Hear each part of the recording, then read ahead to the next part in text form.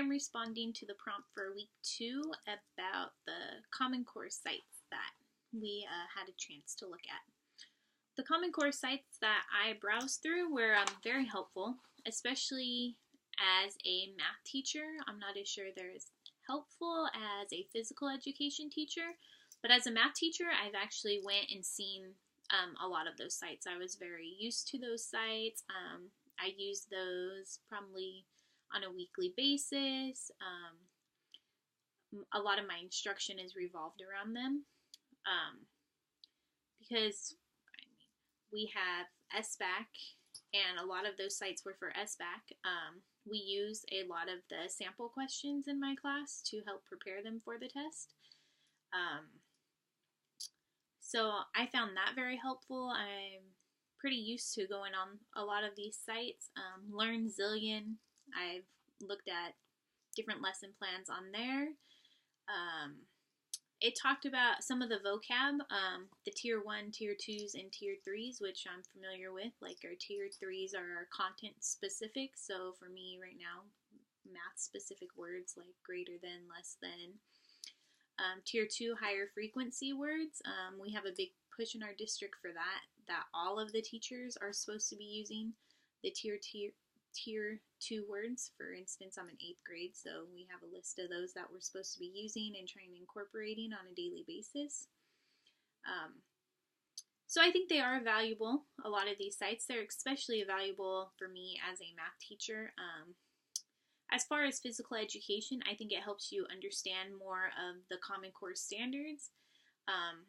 Like Professor Diamond mentioned in her PowerPoint and talked about, physical education already incorporates creativity, collaboration, critical thinking, and communication. So I think a lot of these sites just reinforce that. It was very helpful to see different ways to be creativity with the kids. Collaboration is a huge one. I'm trying to incorporate even more of that in my classroom. Critical thinking, I think, is a huge aspect that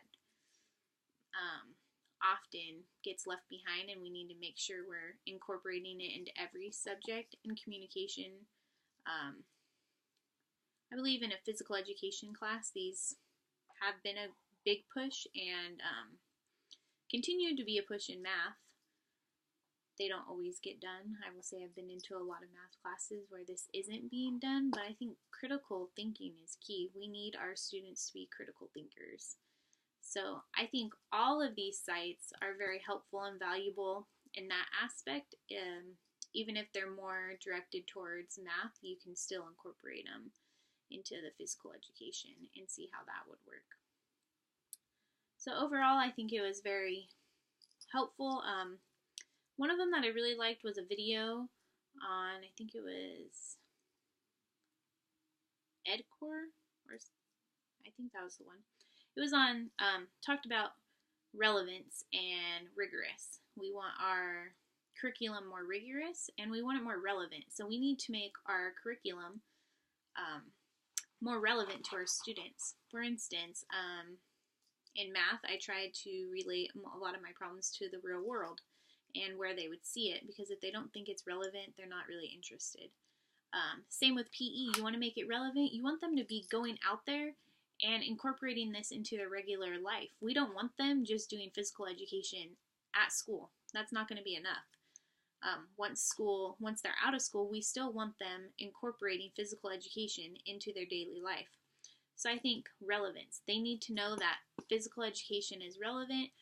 They need to know how to do it outside of just PE. They need to see that it will benefit their life. So, I think all of these are extremely important. Great, thanks.